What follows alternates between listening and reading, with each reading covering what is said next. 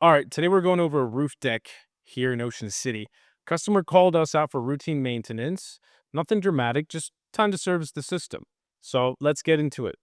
First thing we do is we sand the entire surface every time.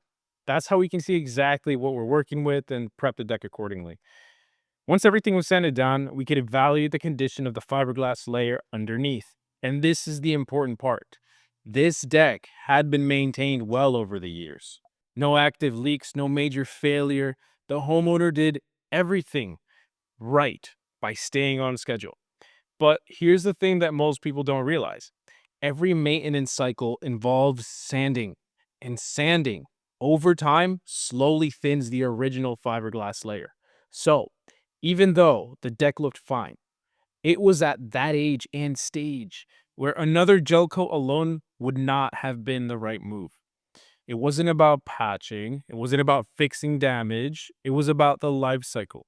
In this case, the correct service wasn't just a recoat, but a full reglass of the field. New fiberglass layer installed across the surface, then gel coated to reset the system properly.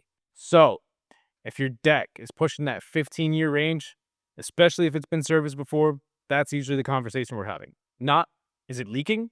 But what stage of life cycle are we in?